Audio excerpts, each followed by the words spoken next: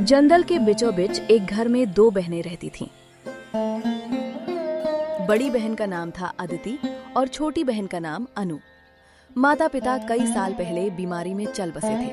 तब से ये घर और जीवन की सारी जिम्मेदारी अदिति और अनु पर आ गई थी। बड़ी बहन अदिति गंभीर स्वभाव की थी, काम में मेहनती और समझदार, जबकि छोटी बहन अनु चंचल, मासूम और हंसमुख थी। उस शाम अदिति काम से लौटी थी और अनु भी घर का काम लगभग समाप्त करके अपनी दीदी की राह देख रही थी। अदिति सिर पर लकड़ी का गट्ठर रखे आंगन में आई और बोली, देख अनु, आज का गट्ठर बड़ा भारी है। अब इसे कल सुबह गांव के बाजार ले जाकर बेचना पड़ेगा। आज की दाल तो तुझे ही बनानी पड़ेगी। दीदी, तुम हमेशा मुझे चूल्हे पर भेज देती हो, कभी तुम भी बनाओ ना। मैं भी लकड़ी काटकर और उठाकर लाती हूँ, तो तुम्हें भी कभी कभी चूल्हे पर बैठना चाहिए। अरे पगली, तू अभी छोटी है, इसीलिए तुझे घर के सारे काम सीखने हैं। चूल्हा, चौका, आटा, पानी, सबका। वरना बाद में क्या करेगी? मैं तो चाहती हूँ कि तू सब कुछ जाने, ताकि कभी किसी पर निर्भर ना रहना पड़े। हाँ दीदी, मैं समझ रही हूँ, पर कभी कभी लगता है जैसे माँ हमारे साथ होती तो हमें यूं कड़ी मेहनत नहीं करनी पड़ती। कितना अच्छा होता ना, माँ हंसते हुए हमें गरम गरम रोटी परोसती और बाबा रामदेव से लौटकर हमारे लिए कुछ खाने के लिए मिठाई लाते। अरे तू फिर क्या वही पुरानी बातें ले आई? अनु, भगवान ने माँ बाप को हमसे छीन लिया, लेकिन हमें हिम्मत भी दी है। देख, ये घना जंगल ही हमारा साथी है। जब पेड़ों की पत्तियां हवा से सरसराती हैं, तो मुझे लगता है जैसे बाबा की आवाज आ रही हो, और जब चूल्हे की आंच में धुआं ऊपर उठता है, तो ऐसा लगता है जैसे अम्मा पास ही बैठी आशीर्वाद दे रही हैं। हम इस दुनिया में अकेली नहीं हैं, उनका साया हमेशा हमारे साथ है। दीदी, तुम हमेशा मुझे इतनी अच्छी तरह समझा देती हो। सच कहूँ, तुम्हारे साथ रहते हुए मुझे कभी डर नहीं लगता। चाहे हमारा ये घर कितना भी छोटा क्यों ना हो, लेकिन अगर तुम पास हो तो ये घर मुझे किसी राजमहल जैसा लगता है। दोनों बहनों ने उस दिन देर तक बातें की। चूल्हे पर दाल पक रही थी और घर के बाहर जंगल का सन्नाटा गहराता जा रहा था। लेकिन उस छोटे से घर में बहनों की हंसी और उनके अटूट विश्वास से एक अलग ही उजाला फैला हुआ था।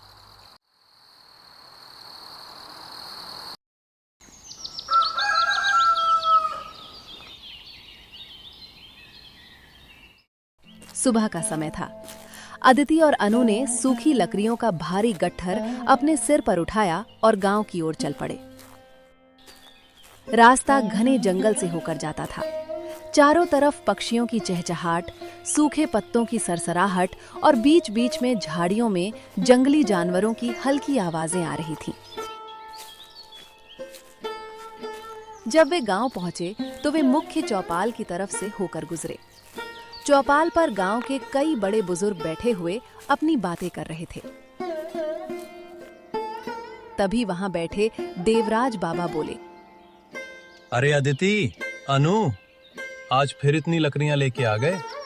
ये भारी गट्ठर तुम दोनों छोटी बच्चियां अकेले कैसे ढो लेती हो? क्या तुम्हें उस घने जंगल में डर नहीं लगता?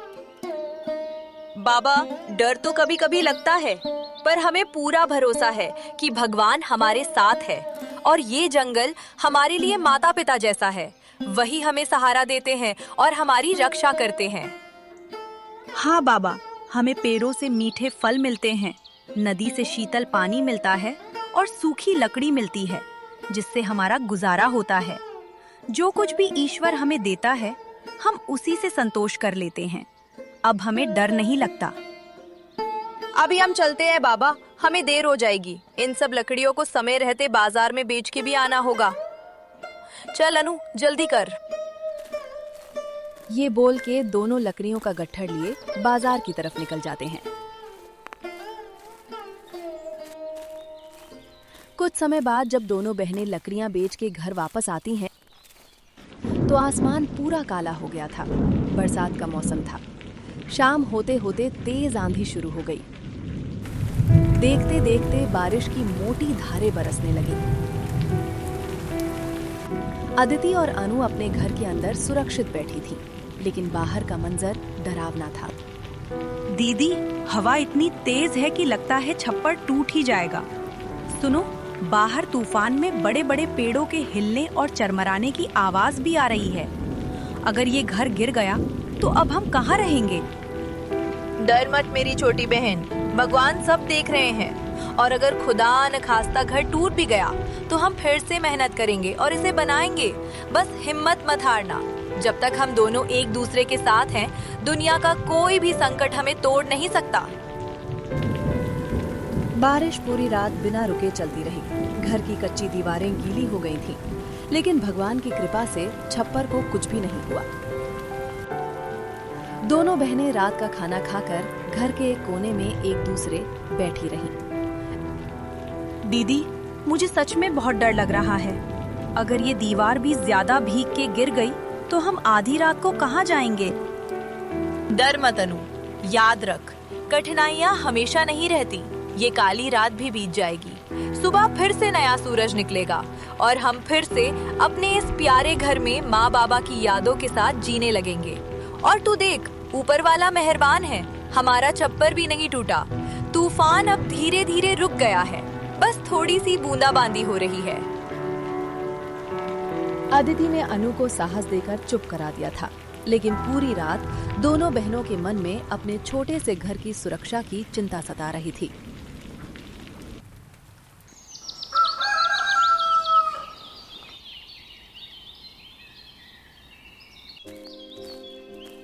अगली सुबह जब गांव की तारा काकी उनके घर की खैरियत देखने आईं, तो उन्होंने घर की हालत देखकर गहरी सांस ली और बोली, अरे बेटियों, शुक्र है भगवान का कि तुम्हारा घर ठीक है।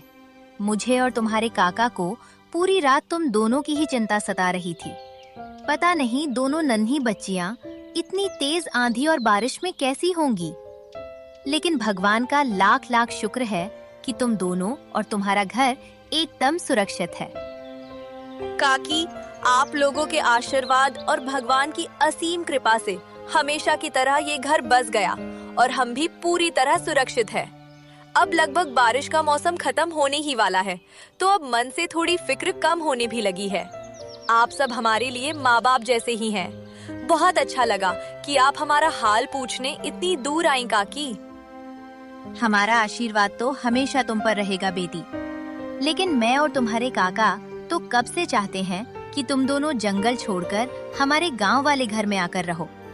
इस जंगल के बीच तुम लोग इतने भी सुरक्षित नहीं लगते। नहीं काकी, आप तो जानती हैं, ये जमीन और ये घर हमारी माँ बाबूजी की आखिरी निशानी है। इस छोड़कर को हम कहीं और नहीं जा सकते। हमारी आत्मा यहीं बसती है।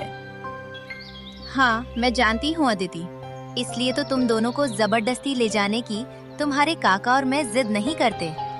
ठीक है बेटी, अभी मैं चलती हूँ, घर पर बहुत काम है। थोड़ी देर रुकिए ना काकी, हमारे हाथ की चाय पी के जाते तो हमें बहुत अच्छा लगता। नहीं नहीं बेटी, तुम लोग अपना काम करो, मैं फिर कभी आऊंगी।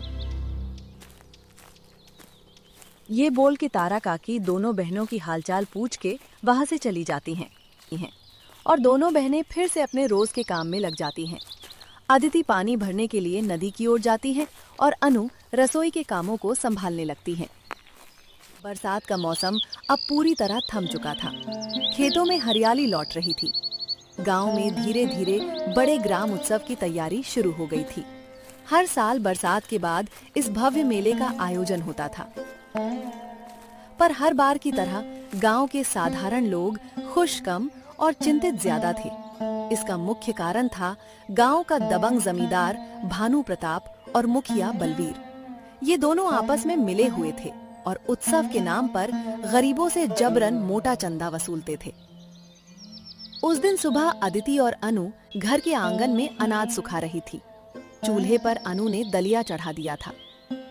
तभी दूर से उन्हें जमींदार भानु प्रताप, मुखिया बलबीर और जमींदार का एक वफादार नौकर आता हुआ दिखा। दीदी देखो तो, ये तो जमींदार और मुखिया हैं। ये हमारे घर की तरफ क्यों आ रहे होंगे? शायद वही होगा जिसकी मुझे पहले से आशंका थी। उत्सव नजदीक है और अब ये लोग हमसे भी चंदा मांगने आए होंगे। लेकिन इसे चंदा मांगना नहीं बल्कि जबरदस्ती ऐंठना कहो। ओ अदिति, अनु, सुनो, गांव का बड़ा उत्सव आने वाला है। हर घर से चंदा इकट्ठा करना है।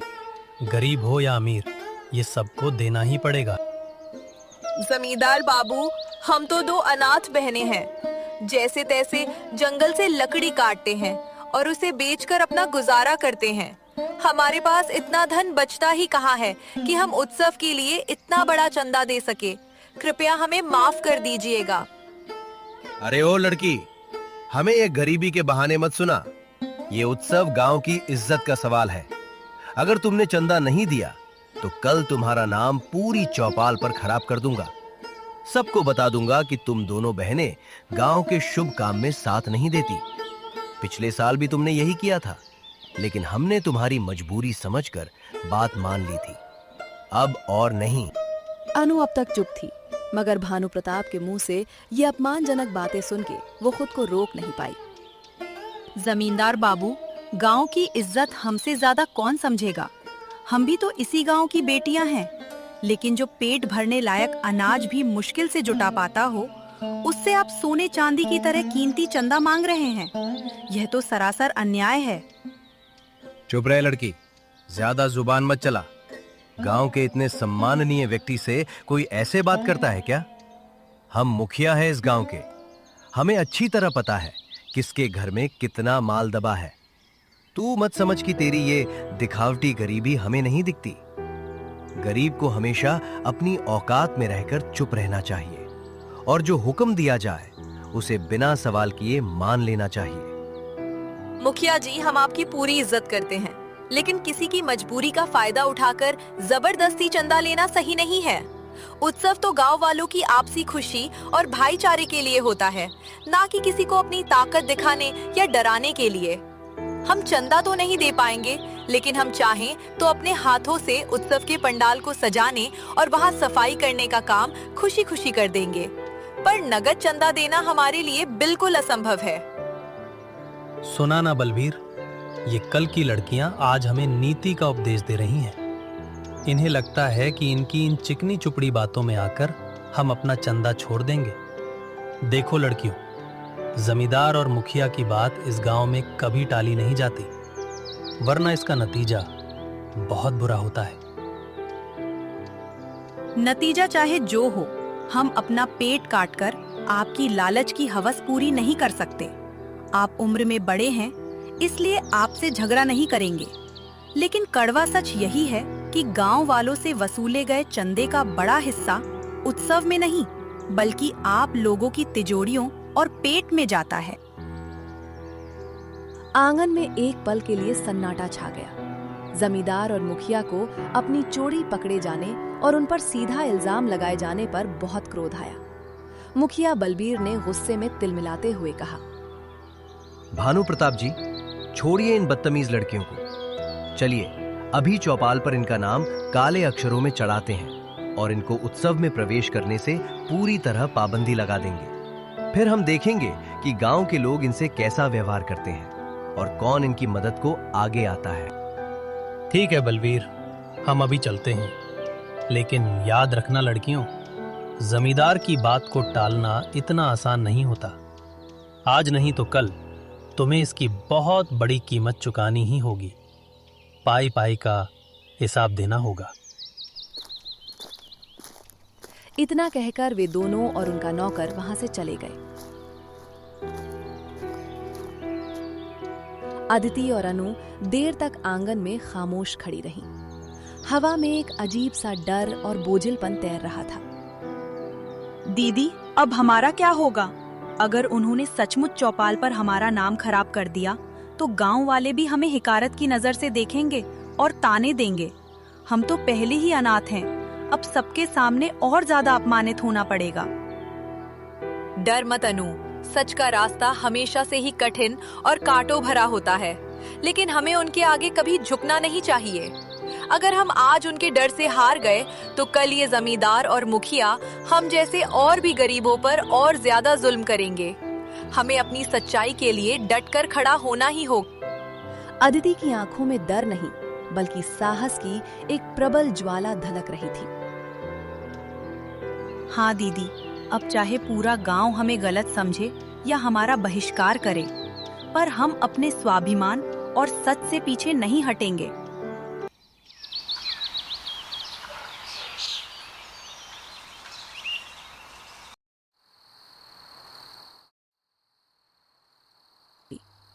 कुछ समय बाद अंधेरा गहरा हो गया। उस शाम दोनों बहनों ने चूल्हे पर सादी खिचड़ी पकाई, लेकिन उनके दिलों में भविष्य को लेकर सवाल गहरे होते जा रहे थे। क्या सचमुच अब पूरा गांव उनके खिलाफ हो जाएगा, या फिर गांव वाले उनकी बेगुनाही और सच्चाई को समझेंगे?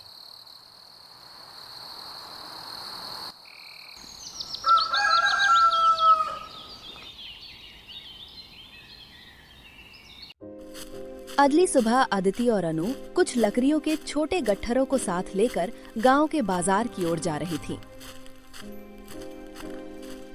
तभी रास्ते में उन्होंने देखा कि जमींदार और मुखिया ने गांव के बहुत से लोगों को इकट्ठा किया हुआ है और वे आने वाले उत्सव के बारे में भाषण दे रहे थे।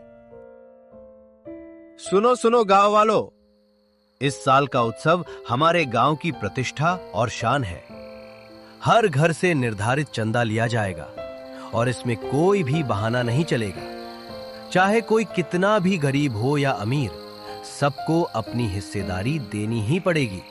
हाँ, और जो कोई भी चंदा देने से इनकार करेगा, उसका नाम पूरे गांव में बदनाम किया जाएगा और उसे समाज से अलग कर दिया जाएगा। उसकी जमीन जायदाद पर भी इसका बुरा असर पड़ सकता है। याद रखो, मेरा और जमींदार साहब का हुक्म कभी टल नहीं सकता। गांव के लोग चौपाल पर बहुत सहमे सहमे और डरे हुए खड़े थे। कुछ लोगों ने तो डर के मारे तुरंत अपनी जेबों से पैसे निकालकर दे दिए थे, जबकि कुछ लोग बेबस होकर चुपचाप सिर झुकाकर खड़े रहे। अरे देखो तो, ये दोनों अनाथ बहनें भी यहाँ खड़ी हैं। इनका घर तो जंगल के किनारे है। सुना है वहाँ अच्छी खासी खेती भी है, पर ये उत्सव के नेक काम में चंदा नहीं दे सकती। अदिति, अनु, तुम लोग गांव से तो पहले ही दूर रहती हो, क्या अब इस समाज से भी दूर हो जाना चाहती हो? अनु ने धीमी आवाज में अदिति से कहा, दीदी, हमारे पास तो बस वही थोड़े से पैसे हैं जो लकड़ी बेचकर मिलते हैं। अब ये लोग इतना चंदा मांग रहे हैं, हम कहाँ से प्रबंध करेंगे? चुप रहे अनु, सब हमारी ओर देख रहे हैं। पहले हम अपनी बात रखते हैं। हमारी मजबूरी जब सबके सामने आएगी, तभी शायद गांव के लोग हमारी स्थिति को समझेंगे। अदिति धीरे धीरे आगे बढ़ी और मुखिया के सामने बहुत ही शालीनता से हाथ जोड़कर बोली, मुखिया जी, जमींदार बाबू, हम तो दो बेसहारा अनाथ बहनें हैं। जो थोड़ा बहुत हमें मेहनत से मिलता है, उसी से हम अपना पेट पालते हैं। ये बात आप और पूरे गांव वाले अच्छी तरह से जानते हैं। उत्सव में हम अपनी शारीरिक सेवा देंगे, जैसे हम हर साल पूरी निष्ठा से करते आए हैं। लेकिन नगद पैसा देने की शक्ति हम में बिल्कुल नहीं है। कृपा करिए और हमें इस बार चंदे से माफ कीजिए। और जब हमारे माँ बाबूजी जीवित थे, तब तो उन्होंने गांव के उत्सव में हर साल अपनी सामर्थ्य के अनुसार चंदा दिया ही था। लेकिन अभी आप लोग हमारी वर्तमान परिस्थितियों को समझें। क्या कहा तूने? फिर से वही बात। तू हमें पैसा नहीं दोगी? गांव का उत्सव क्या कोई बच्चों का खेल है? अगर हर कोई तेरे जैसी ही बहानेबाजी करने लगे, तो उत्सव ही ना लगे। और ऊपर से तू इतनी छोटी होकर हमें समझाने की जरूरत कर रही है। हाँ अदिति, तू अपने आप को बहुत सयानी और समझदार समझती है, लेकिन ये मत भूल कि इस पूरे गांव में हमारी ही हुकूमत चलती है। तेरे घर की जमीन भी जंगल के एकदम मुहाने पर है। अगर हम चाहें तो प्रशासन से कहकर तेरे आने जाने का रास्ता ही पूरी तरह बंद करवा दें। तब मैं देखूंगा कि तू दंगल से लकड़ी काटकर बेचने बाजार कैसे जा पाएगी। जमींदार बाबू, हम गरीब जरूर हैं, लेकिन हम डरपोक बिल्कुल नहीं हैं। आपने एकदम सही कहा कि गांव का उत्सव सबका होता है। लेकिन क्या कोई उत्सव गरीबों का पेट काटकर या उन्हें भूखा रखकर सफल हो पाएगा? अगर अमीर लोग अपनी क्षमता के अनुसार दान देंगे तो ही ये उत्सव अच्छी तरह चल पाएगा। हम जैसी अनाथ बहनों से जबरदस्ती चंदा छीनकर आप क्या अपनी इज्जत में 4 चांद लगा लेंगे? जो कुछ भी हमारे पास है वो हमारी मेहनत का है। हम दूसरों का हक कभी नहीं छीनते। आप चाहें तो हमें उत्सव की सेवा से भी बेदखल कर दीजिए, पर हम गलत तरीके से या जबरदस्ती चंदा कभी नहीं देंगे।